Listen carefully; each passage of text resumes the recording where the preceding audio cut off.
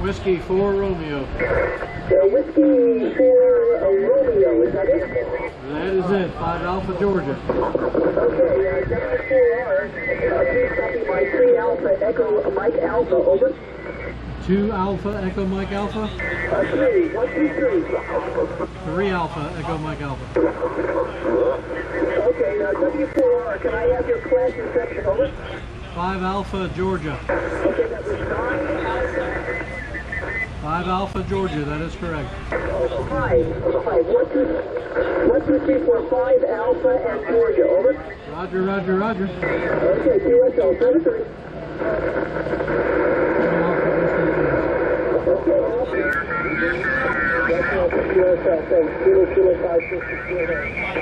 Whiskey 4 Romeo. Roger, the 10 Alpha South Texas. We are 5 Alpha Georgia.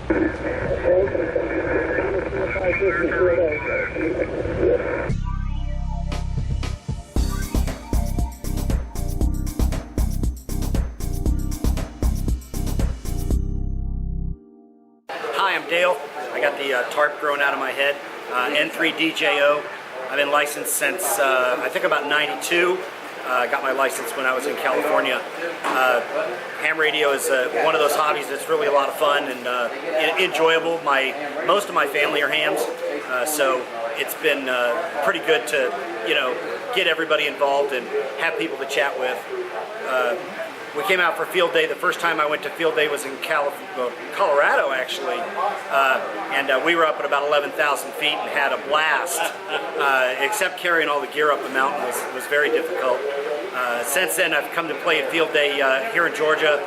It's a lot easier. It's hotter, but it's easier because the gear is, not having to be carried up a mountain. I like coming out for field day mostly because we're hanging out with the hams that are in the club. We're getting the other hams that don't always show up or aren't a member of the club. So we get visitors. We get other people coming in and saying, "What are you guys doing? Why are you out here in the pavilion playing with radios?" So it's fun to share what ham radio is all about with the community and the visitors, and of course to hang out with the other hams that we don't always get to spend enough time with. For the club? Well, I guess you'd say I'm the field day coordinator. Myself and Aaron and Mike were kind of the 3 guys coordinating all the activities, making sure the radios were lined up. We did the antenna planning. We did some new antenna designs that we applied from Winter Field Day. So kind of the overseer of the operation, if you will, and keeping us all on track. So you mentioned Winter Field Day. What's the difference between Field Day and Winter Field Day? Okay, so Field Day, of course, is Arrl sponsored, where Winter Field Day is not. Winter Field Day occurs in Januaries, and it's a bunch of hams that get out and do essentially a Field Day-like event. Without the sponsorship of the Arrl, they also get to practice operating in other conditions other than spring/summertime with the bugs that are flying around my head. We were out here in January and it was much colder. We were having to use heaters instead of trying to use air conditioners. But it gives everybody a different challenge.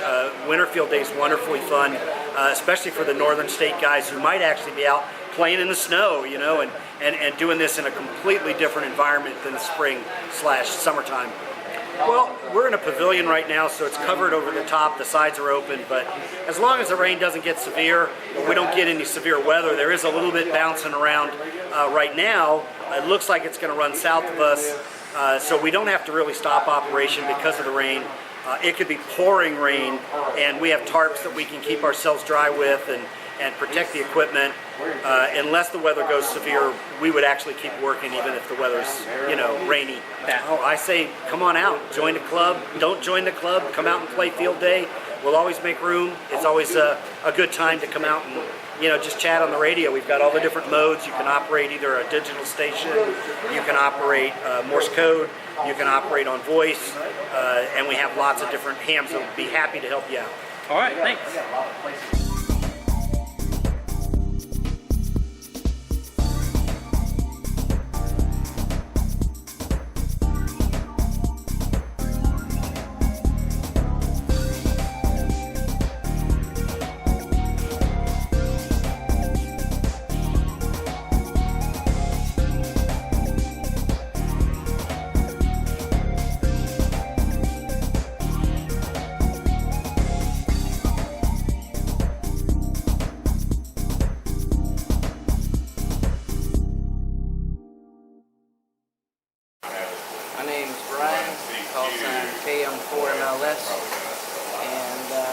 guess first, when I originally got interested in ham radio, I was playing around with like RC models and stuff, drones and that kind of stuff.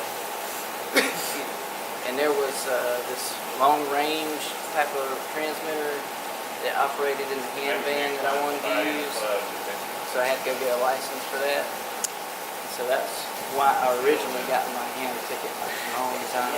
And as far as field day, you've come out to a couple of them, you know, over the couple years. So what is it that you like about field day? What's the reason that you would, you know, come out and visit with us on field day?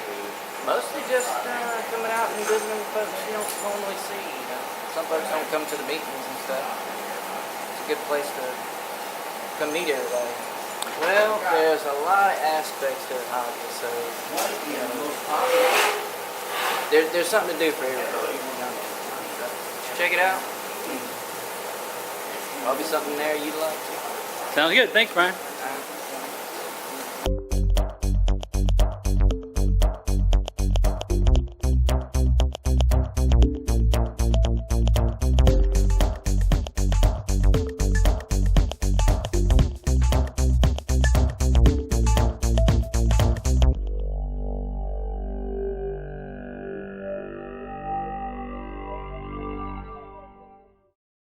This should be probably the 21st year that we've had field day for the Middle Georgia Radio Association here on the Central Baptist Church land.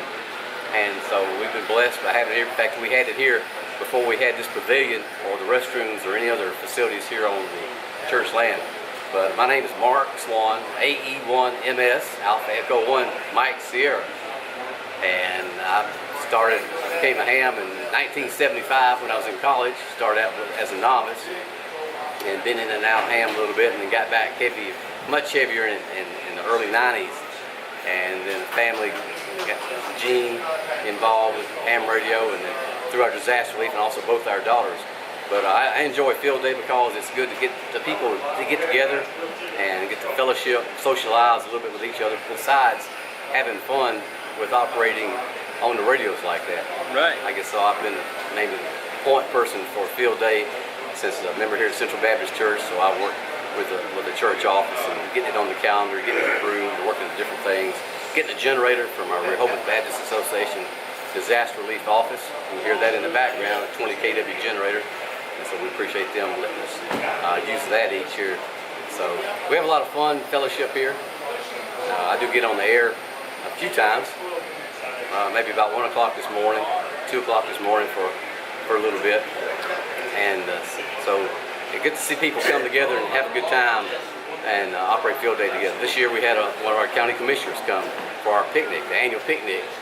So like doing the logistics and getting that put together each year. So we have a 6 o'clock picnic on the Saturday evening, and we have 70 to 80 folks participate in that. There's a fellowship, like Dave says here. The fellowship, see people get together and make better friendships, closer friendships, learn about each other. You know, that's the neat thing about doing it. So operating isn't really one of your focuses, or the contest part, or any of that, right? Yeah, making contacts and things is very great. It gets people together to operate radios, learning how to operate radios that they haven't used before, maybe different modes, digital, CW, or whatever like that. But again, the people aspect, people getting together and fellowshipping with each other and sharing time with each other. You know, nowadays everybody's so busy, we don't share time as much as we really should with each other. What does the field day have to do with disaster relief? It helps us by having a lot of fun, but we go out and put up temporary antennas all over the place and set up using our own equipment. And you know, no government equipment, but we hams have our own equipment. We set up at any place. This is a good practice place to do that.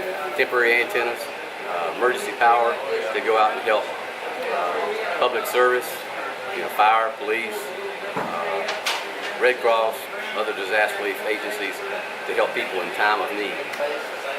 Well, don't hesitate in doing that. Come out and learn. I think everybody we have that participate are open and willing to share information and share what we enjoy as far as through the hobby of ham radio, but also in times of need, helping others.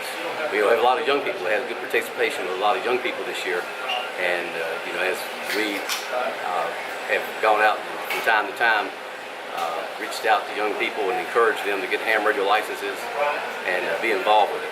That's our future of our America. All right, thanks. Thank you, Chris. Appreciate all your work. All right.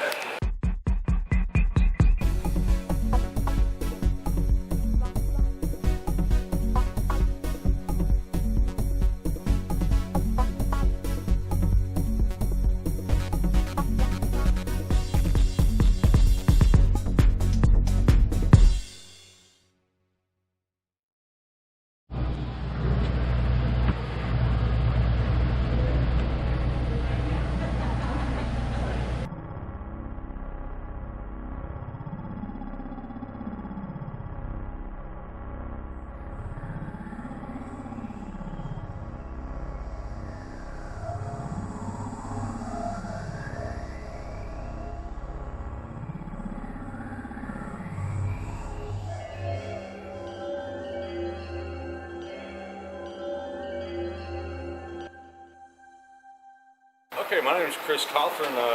Call sign is Kilo Mike 4 Quebec Alpha Victor. I got into ham radio about 4 years ago now, and I actually had a friend on the fire department that I was volunteering with at the time who got me interested in it. Took him a couple times to put the bug in my ear, but I got my technician ticket, and then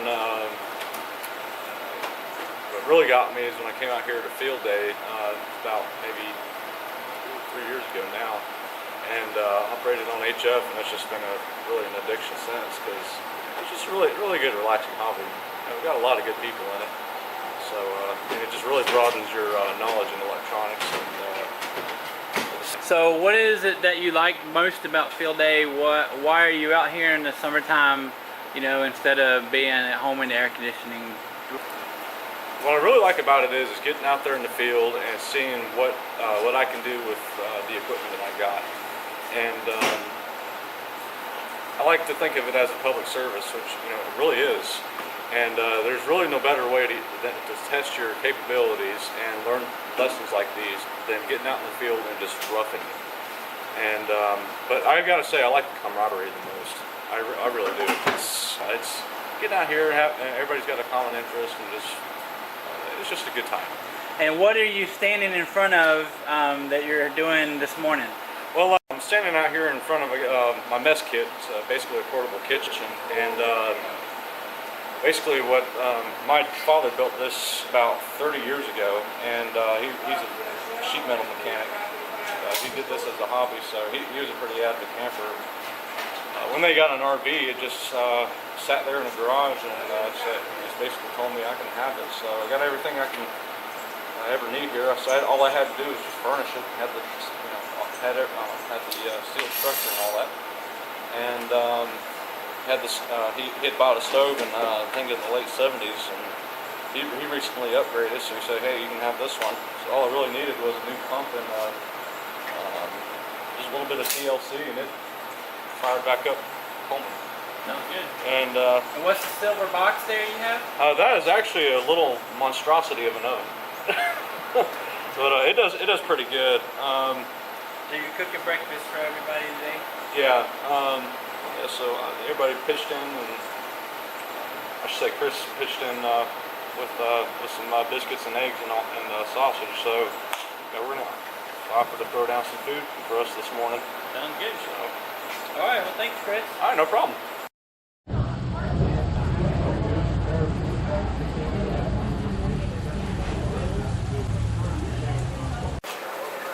Good morning. I'm Mike Cook. Call sign? My call sign's AF4HS Alpha Foxtrot 4 Hotel Sierra.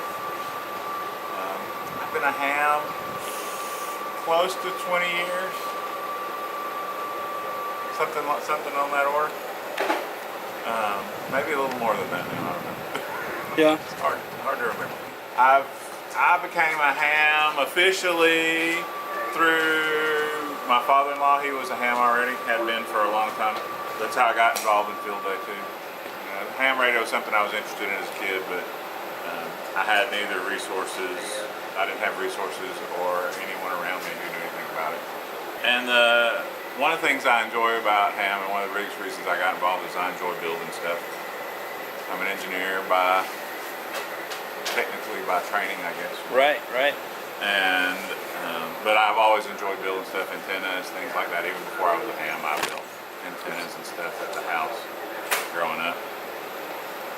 So the thing I enjoy the most about field day is the setup, the planning, the making sure we have all the equipment that we need to run, the discussions we have about what it takes to make things work well.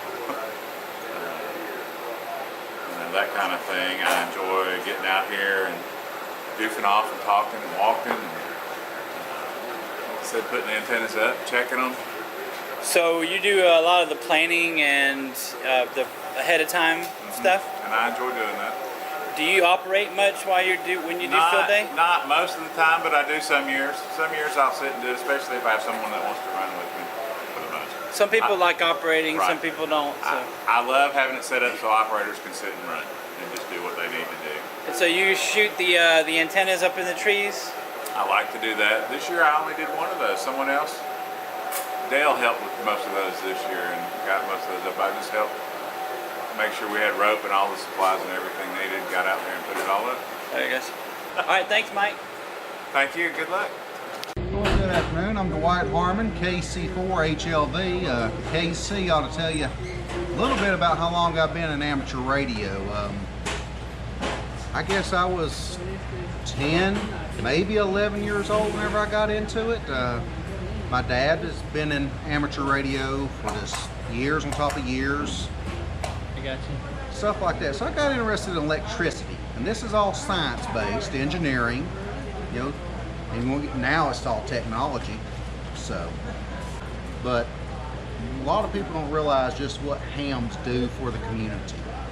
When the tornado came through Wilcox County, when they've had tornadoes in other areas, 2 tornadoes in East Tennessee have affected me personally. One of them up on the mountain, and it killed several people. My daddy helped what he could with amateur radio. That was when you really saw the emergency response side of it, because it knocked out all the communications. Right. So the local hams were able to establish communications for search and rescue efforts. That was huge. Then down south of here, Wilcox County had a tornado, and they were able to establish a little bit of communications back in and out for the sheriff's department then. That's been several years ago. Took my daughter, actually what had happened was I signed her up at the Museum of Aviation for Young Astronauts Day. Right. So I'm sitting there looking through it, and she sees the International Space Station. And she's into that space station. I said, well, let's sign up for it. And it's also, I saw amateur radio, and it had to do with satellites, because you know, we as amateur radios enthusiasts, we also have privileges with satellites. A lot of people don't realize. So we got her into that and made some friends there at the museum that day instantaneously. And whenever I told them my call sign, they're like, oh man, you've been around a while. So I got invited by a few of the hams to come up here to field day, and here we are. And to be honest with you, my daughter over there, you all have just included her in hanging in the antennas, doing SWR checks. And how old is she? She is 10, going to be 11, and of course, gentleman over there, he's letting her operate right now. She's getting her feet wet with that, and she's really enjoying it. That's what makes this so enjoyable, is a lot of people don't realize as an amateur radio, you can build your own rig easily. How did you hear about our field day the first time when you came out? Because this is the second year, right? No, this is my first year. First year? Okay. Over at the museum. So just from Young Astronauts? Mr. Norris, is that his name? He invited me. So just from field day, just from Young Astronauts Day? Yep. Internet, cell phones, it's all the same principle as what we do in amateur radio. Internet's what, packet switching? Right. Your cell phone's nothing more than your transmission antenna up to of course, it could be a repeater on 2 meter, but I told her to think of that repeater on 2 meter as the antenna for her cell phone, stuff like that. But she's into the sciences in the sense she wants to be a veterinarian. I'm trying to teach her that as long as you can grasp the principles of one, it's the same thing. It goes into this. So is she going to get her license? Try to get her I license? sure hope. Okay, great. She says she wants to, so I got the brochure over there to order the book. Hopefully Amazon won't be so well. Well, thank you. I appreciate it. Thanks a lot, Dwight. Yes, sir.